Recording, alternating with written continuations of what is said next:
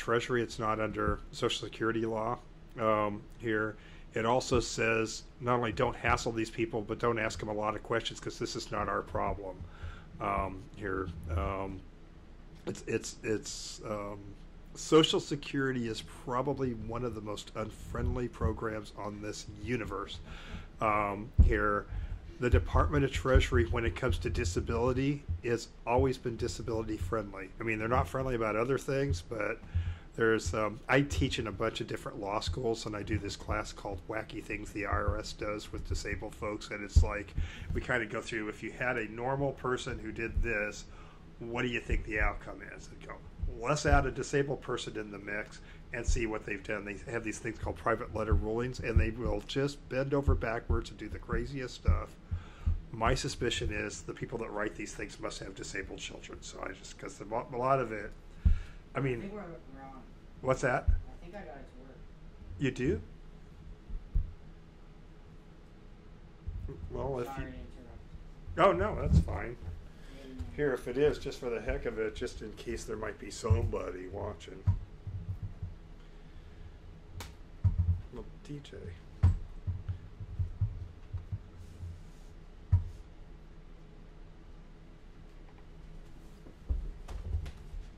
Yes, you're alive. My goodness. We probably have nobody watching. Okay, well, isn't that amazing? So you figured out how to make it work. I did. Okay. Well, for those of you that are watching, if there is anybody here, and we're not going to start from scratch because I got to go back. We basically have talked about a couple of matters, one of which is in order to have an ABLE account, you have to be disabled before the age of 26.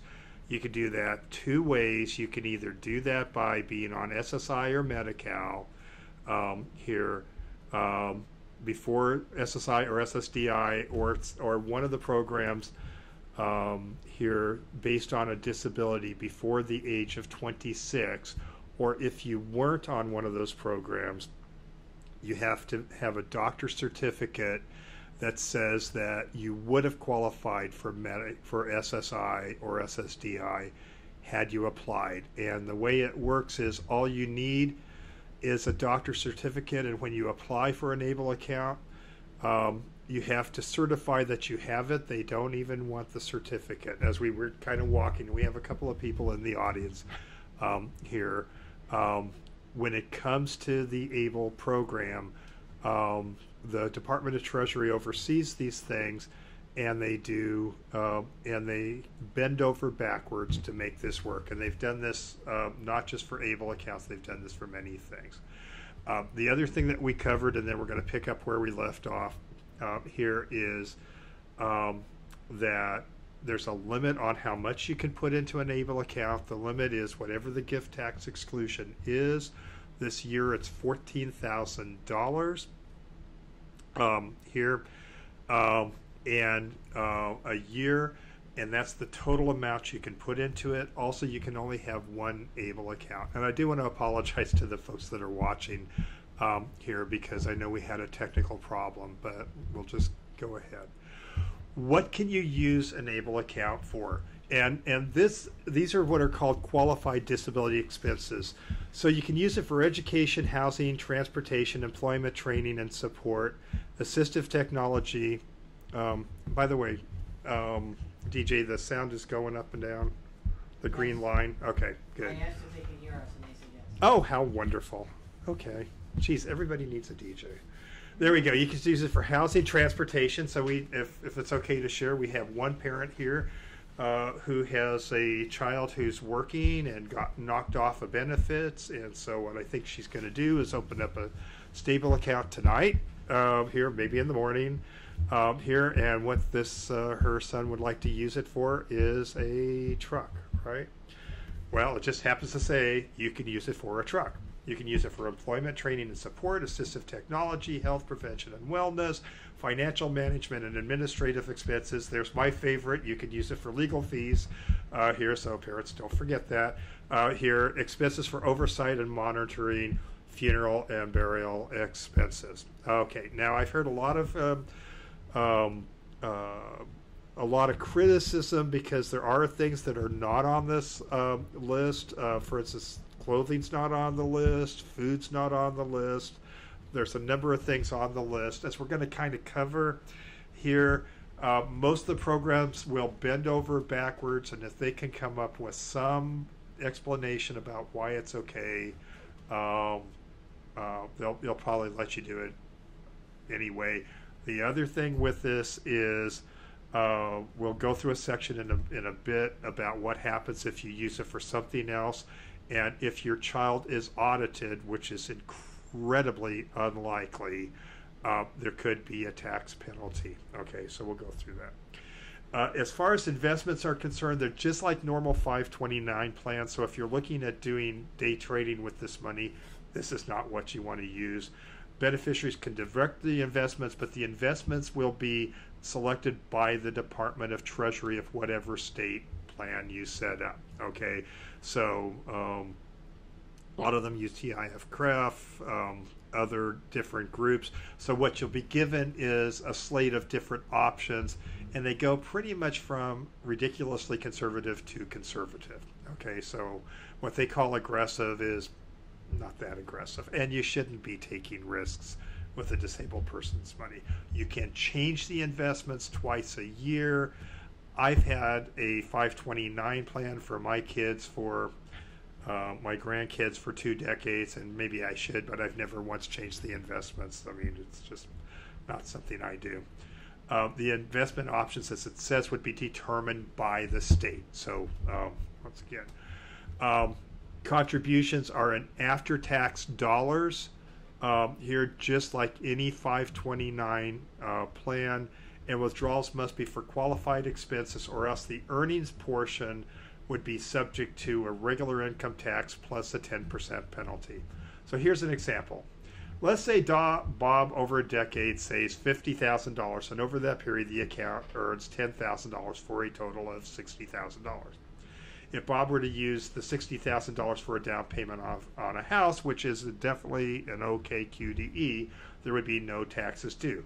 This would not be a California house, I don't think, but you never know.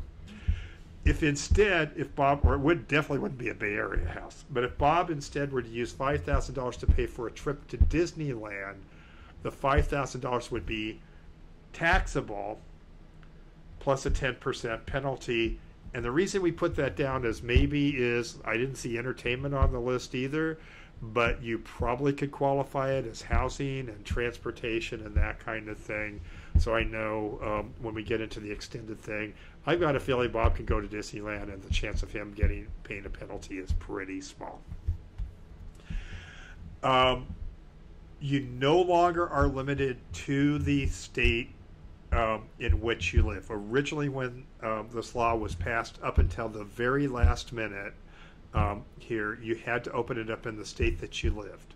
So once again, there are probably something like 20 ABLE accounts. Since we're doing this in California, and we are Californians, California's plan will probably be up and running by the end of the year, but you don't have to wait. You can open up a plan in another state, and most of the states have reciprocity, and they'll allow you to transfer it with little or no charge. Once again, I've been using and been referring a lot of my clients to the Stable program, which is the Ohio program, partially because they have a card tied to it, and it makes it a lot easier to use. So for instance, with Erica, the idea of Erica writing a check, I don't think that's nothing that Erica could do, but using a card, not a problem. Here, teaching her how to stop using the card, that's the problem, but we'll just have to see. Okay, so there's only one ABLE account per individual. Now, there is a bill pending in California for the California program that would eliminate the lien in California. It's only a bill. We don't know if it's going to happen, but currently, and we are doing this in August of 2017, there is a lien. So let's talk about the Medicaid Payback liens. One unique feature about an ABLE account is there's a lien upon the death of the ABLE beneficiary.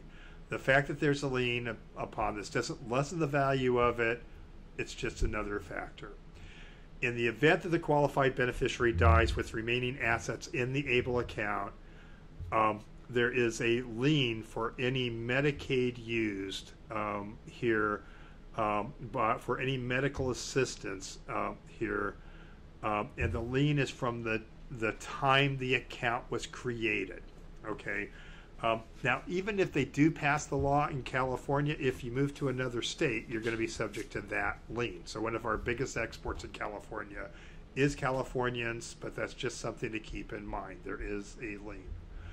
So just going through this because we are short of time because we had technical problems. California is very aggressive when it comes to Medicaid liens for other things, and we have no reason to believe that they won't be just as aggressive in California. Once again, the bill that's pending is that if you use the California plan, they will forgive the lien if the bill passes. So kind of look at this. For normal estate recovery, there's a lien for any Medi-Cal you used after the age of 55. This would be for seniors or whatever that are using IHSS or going to nursing homes. Now, just as an aside, and so for instance, when you pass away, if you own a residence, there's a lien when you pass away for any Medicaid you use after the age of 55. That could easily be avoided here because there was a change to the law. And if you put everything in a simple living trust, you can get past that, but that's really beyond what we're talking about. For an ABLE account, the lien is for any Medicaid or Medi-Cal used after the creation of the ABLE account.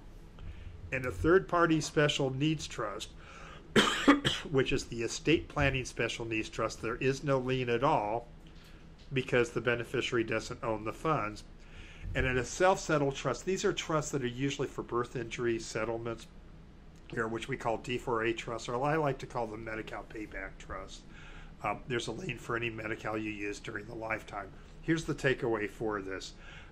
Under federal law, which may be modified in California for the California plan while you're in California, there's a lien for any Medi-Cal that you use after the account is set up, and that may very well be forgiven. So here's an example. Let's say Bill and Cindy have a son named Johnny who was born with a bunch of medical complications. Johnny was placed on a Medicaid waiver here, and this would be like the institutional deeming waiver or the developmental disability waiver here in California, which allows Johnny to qualify for services under Medicaid without counting Bill and Cindy's assets and resources. While the private insurance covers Johnny's basic needs for medical coverage, Medi-Cal covers services that the private insurance does not cover. At age 16, Bill and Cindy established the ABLE account for Johnny, and family members began making maximum contributions annually. Sadly, John passes away when he's 26, 10 years after the ABLE account was established. At Johnny's death, there's $140,000 in the account. Cindy reports Johnny's death to the ABLE program administering his account. Johnny has a Medicaid lien of $130,000, so that's what Medicaid paid during his lifetime, of which $100,000 was incurred after the ABLE account was established. His lien is $100,000 less. You can pay outstanding bills, and you can also pay funeral expenses. There is a video on our YouTube channel, and for those of you that are watching, we'll make sure that you get the link to it if you haven't already here on the ABLE Act, and there's a video specifically on the lien. Just keep in mind, it's not certain, but if California's bill passes that forgives the ABLE account, then for those of you that are with CalABLE, here there will be no lien for any Medicaid used in California. While this kind of situation isn't unusual, you need to look at your own situation, look at the present usage as well as future uses of Medicaid. Also look at your state's definition of medical assistance. What I went through very briefly is California's, which is very, very aggressive. While the Medicaid payback should be a major consideration, it's just one factor. Basically, this is a 529 plan with a lien for any Medicaid or Medi-Cal use from the time the account was created. Compare that with an estate planning special needs trust where there are no liens. So things you want to consider is the able beneficiary currently on Medicaid? Some services for children based on a Medicaid waiver are not always apparent. A lot of folks don't know their kids are on Medicaid. The regional center doesn't always ask you. Is the able beneficiary using Medicaid? Many Medicaid recipients use minimal amounts of Medicaid. Some use massive amounts of Medicaid. Does it matter? Some people just plain don't care. We get this all the time. The people, their feeling is that the government helped help their children, and if some money goes back to the government when their kids pass away, that's okay with them. But these are factors you want to look at. This is a major thing that folks need to look at. Who's in charge of the account? Okay, the ABLE account, the ABLE Act itself, and the Treasury regs make it absolutely clear that the designated beneficiary is the owner of the account and in charge of managing it so long as the beneficiary has capacity. Now, the IRS basically recognizes that there are some individuals who may be unable to establish an account themselves here. So therefore, the eligible individual's agent under a power of attorney, or if none, his or her parent or legal guardian, in California we call them conservators, may establish an ABLE account for that eligible individual. Okay, so therefore the only persons that can establish an ABLE account are the eligible individual themselves. So once again, I think just sharing, we have one parent here who has a child who I think wouldn't have a problem opening up an account. I think we have another parent where that's probably not something that their child can do. Otherwise, it could be an eligible agent under a valid power of attorney, but if you don't have capacity to open the account, yeah, probably don't have capacity to sign a power of attorney. If not, his or her parents here, so a parent can open an account here, and with Erica, that's how we did it. The parent opened the account, or the legal guardian, or the conservator. Okay, so references. So just to cut through this and get to the real issues, that's who can establish the account, and it's the same list of who can manage the account. Practice tip: if the individual has capacity, so for instance, let's say in the case of one parent here, let's say her son sets up the ABLE account, but he really doesn't want to deal with it, he could sign a power of attorney and make mom or dad or somebody else the agent. Or let's say he wants to have his brother or sister manage it, and he could do it through a power of attorney.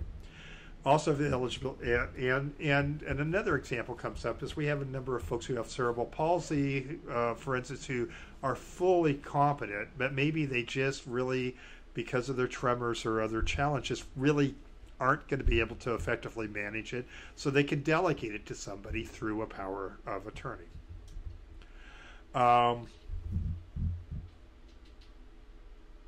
So if there's any questions about whether designated beneficiary has capacity to exercise a power of attorney here, this is usually my suggestion. You know, there's kind of a phenomenon. If somebody looks normal, like for instance, a lot of folks with autism look normal, so therefore people assume that they have capacity. And then folks like, for instance, with Down syndrome, they don't look normal. People assume they don't. And that's not really, we all know that's not how it rolls, but a lot of people have their assumptions and their prejudices. So if there's any question about whether or not the person has capacity, it might be good to accompany that with a doctor's letter. And the level of capacity is really basically, you don't have to be able to add up a column of numbers or that kind of thing, or even be able to write it. It has to do with whether or not you really are able to understand that you're managing the account and understand what you're doing. Okay, it's not a high level of capacity needed. So here would be an example of something parents should think about, especially if somebody doesn't have capacity. Fred and Wilma have a daughter named Pebbles who was born with severe disability and cognitive impairments. Fred and Wilma established an ABLE account under their authority as Pebbles' parents.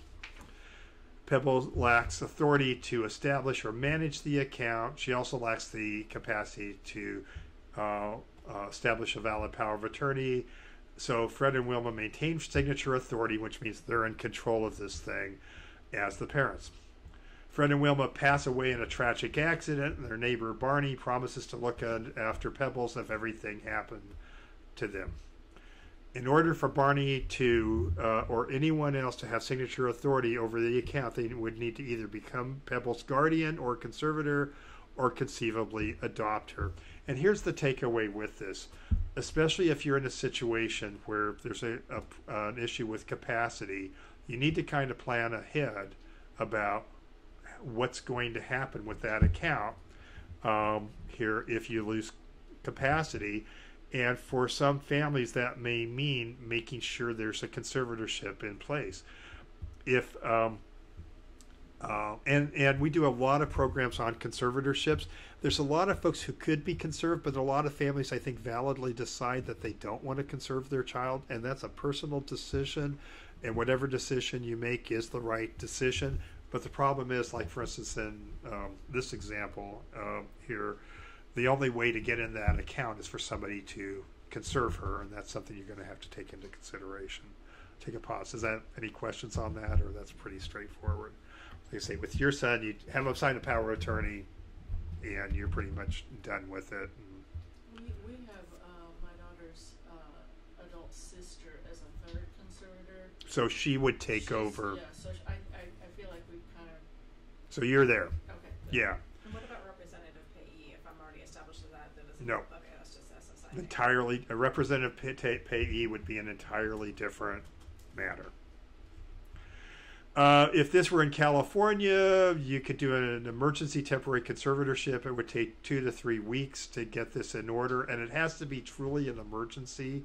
A permanent conservatorship would take a minimum of 4 months. Fortunately for the attorneys, an ABLE account can be used for legal fees here. Unfortunately, this is going to take funds that might be better spent on Pebbles, so. But we will cash the check.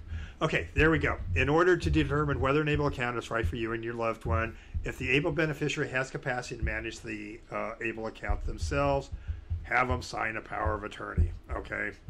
If the designated beneficiary lacks the capacity to manage the account, think it through. Okay, how are we going?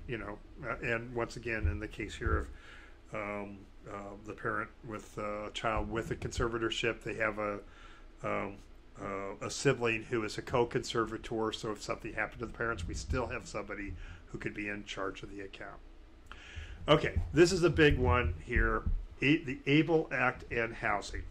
Okay, one of the greatest challenges for Californians, whether you're disabled or not, is finding affordable housing. For persons with disabilities on public benefits, the quest for sustainable housing can be daunting. The ABLE Act is a new tool. It has a very special use when it comes to housing. So well, there we go. I am having all sorts of technical problems today. All right. Okay. So, anyway. So, going back to this, when we talked about what are qualified disability expenses, housing was definitely on the list. Oh, that's in the wrong place. So, let's look at this. And actually, this is why I didn't explain this to you, so I can do it now. For SSI, there are 3 kinds of income. Okay. The one we're going to focus on is one of the hardest ones to get your head around, which is the $265 reduction if you feed and clothe or feed and house your kid. Where does this come from? Here, SSI, the federal part of the SSI is literally 1/3 of it is for food, 1/3 of it is for clothing, and the clothing restriction went away in 2005, and 1/3 of the federal part of the SSI is for shelter. And I always kind of like to tell this story to illustrate this. My family's from the South, and my father had a very Southern attitude here when we were growing up, that young men, when they turn 18, should not live in their father's house without paying rent. Okay. Daughters are different. They could stay till the second divorce, but we go back to this. And it wasn't that he didn't care. It just, his feeling was that's how it is. Okay. And when I turned 18, my father said, I guess you're going to be moving out of the house. And I said, Dad, I hadn't really thought about it. Dad said, think about it. And I was independent. Let's say, unlike my father, you say to your child, you live in my house and you eat my food and I'm not going to charge you rent. Here's what happens. Social Security goes, cool. We don't have to give them all this money. We're going to reduce their benefits by $265. Where did that number come from? The $265 is 1/3 of the federal benefit rate for housing plus $20 just to confuse us all. Okay, this is one of the most perplexing things around. And the problem is with the current SSI rate of $895 a month for SSI, for folks that are living, for them to pay their fair share, either fair market share or their share of the housing expenses for a household, is just about impossible. Okay, it can be done, but it's really difficult. So a lot of people, they just take the reduction and move on. So I'm going to skip this. So the thing about it is, what do they count for housing in this? And once again, I have one parent in here specifically that we're going to go over this with. So they count food, mortgage payments. That's why paying off the mortgage is a really good thing. Okay, now you go to your kid. What does your kid care whether you have a mortgage or not? They don't care. Social Security cares. Real estate taxes, rent, heating, gas, electricity, water, sewage, and garbage removal. Okay, and so giving a little personal counseling here. How many people in your household under your roof? So you got 4 people in the household. Oh, 4. See, that's 4. So we got 4 people in the household. So here's what they do. They count up all these things. And only these things. So there's no internet, there's no telephone, there's no maintenance, none of that stuff. Take that, divide it by 4. So for instance, if the total amount of this is $4,000, well, your kid still has a problem because his share is $1,000, so it's kind of hard to pay $1,000 with $895.40. There still would be a reduction here. So let's see how this might work. This is what I call a little help for my friends. Belinda's been disabled from birth, receives $895.72 a month in SSI. A major expenditure for her are housing and utility payments, like everybody else. She'd like to move to a nicer apartment that would cost $1,000 a month. I have no idea where that is, but let's say that's what she wants to do. She would need some assistance in order to make that move. Belinda's parents would, Belinda's parents were to help her out and give her $1,000 a month directly, that's not going to work because that's going to reduce her SSI completely because we can't give her cash. If they would pay the landlord directly, well, it's doing better, but she's going to take the $265 reduction in benefits. If instead they were to contribute $1,000 a month to her ABLE account, and in turn the funds from the account were to pay the landlord, then there would be no reduction in the SSI, merely because you are laundering that money through an ABLE account. Let's go one step further. Let's say we have somebody living, in fact, I've done this a number of times, and this will also illustrate something we talked about before the presentation. Here, I had somebody at a webinar or a seminar I was giving, a workshop, and they said, well, here's my situation. My kid's living in my house, and we're taking the reduction because they had figured out that the amount that was contributed is $1,200. There's just no way to do that with this kind of money. But she says, but I don't have a ton of money here. So here's what she did. She puts $1,000 a month, she put $1,100 a month in the ABLE account. Turns around and she was the rep payee, pays herself $1,100 a month plus $100 a month from the Social Security, from the SSI. Now the kid's paying the $1,200. They take the $1,100, turn around next month and put it right back in the account, and then pay themselves. And you have the same money going around and around and around in a circle. Okay. Goes down to Social Security. Social Security says, you can't do that. I've never heard of such a thing. She calls me back and goes, it doesn't work. I go, wait a minute. Sends me an email. I send her what's a copy of the POMS, which is the Program Operation Manual System. These are the instructions to Social Security. Lo and behold, they said they were wrong. They returned the money they had taken away, and she is getting the full $895 $7.40. The sad thing is, I got to thank you, but I didn't get paid for this, and I should have made about 30% on that, don't you think? But that's okay. Here, so I'm sure she'll become a client. So anyway, kind of get that. I mean, and like my wife says, we're laundering money, and yes, we're laundering money right out in the open. Okay.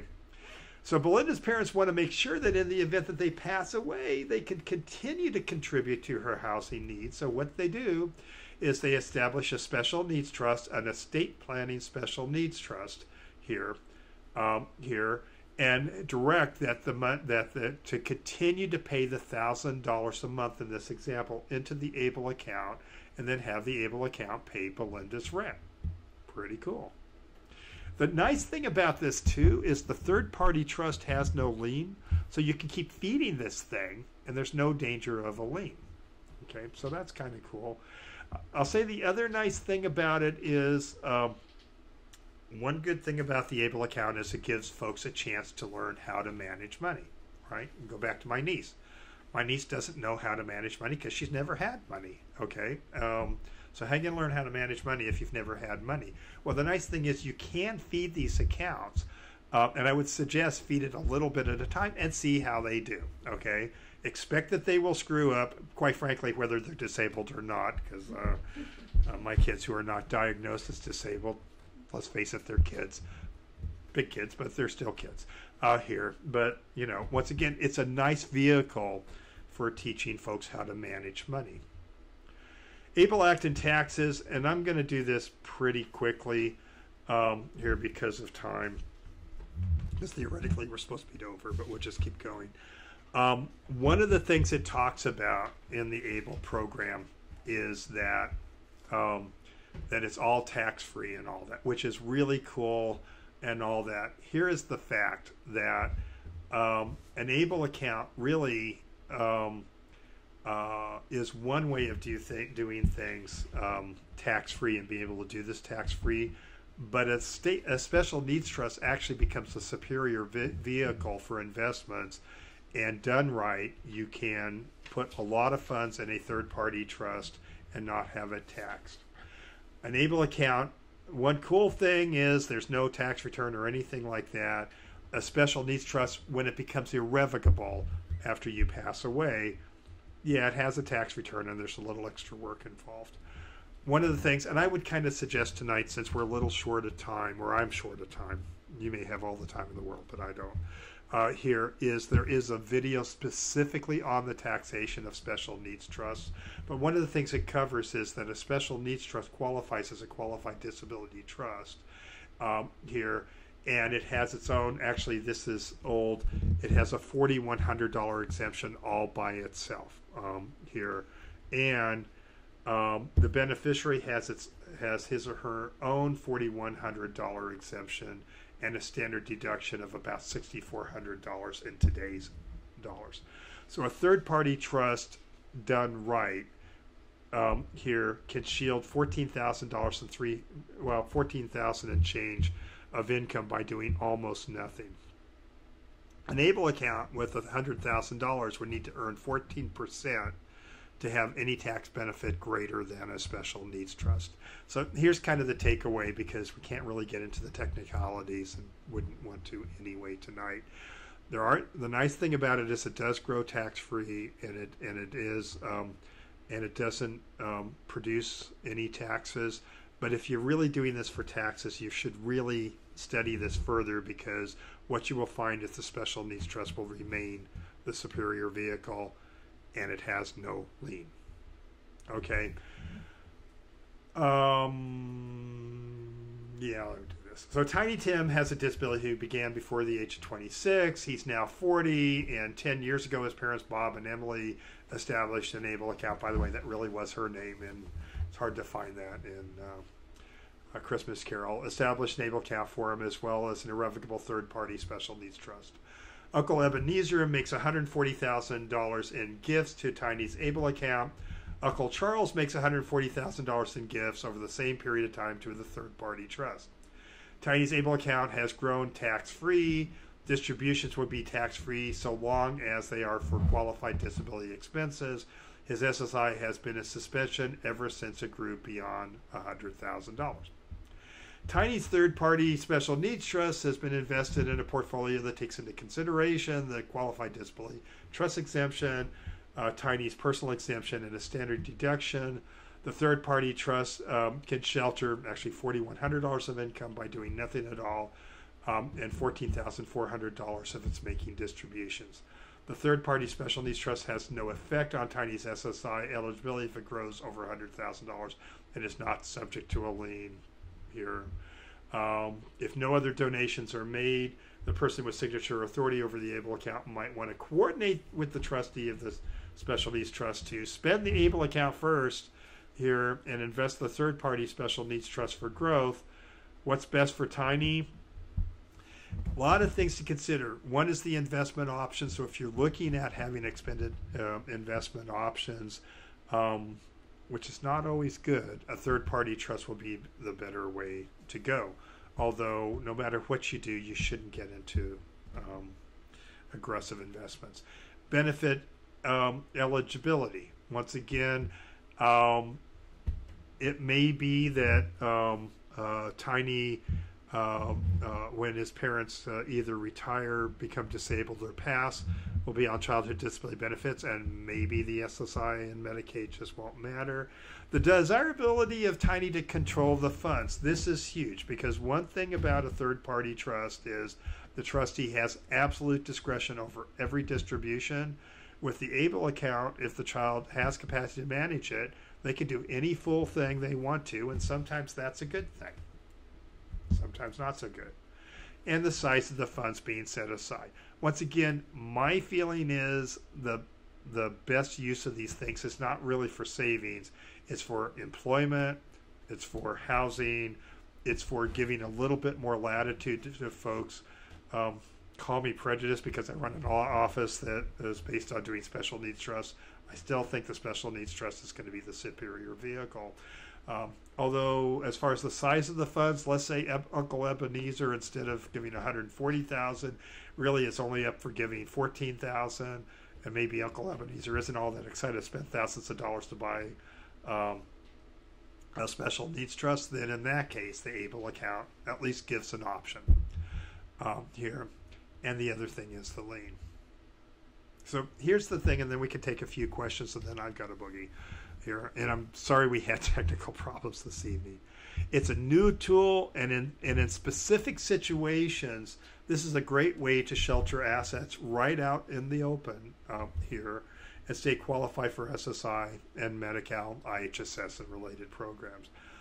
There's a real need for education because I'll tell you some of the education that I've seen by some of the programs kind of omit a lot of things. And so since we are in an office that tends to deal with folks with more severe disabilities, dealing with the lien, dealing with capacity issues and that kind of thing, I think are things that folks need to look at. For folks who don't have a problem with capacity, then there's less of a concern.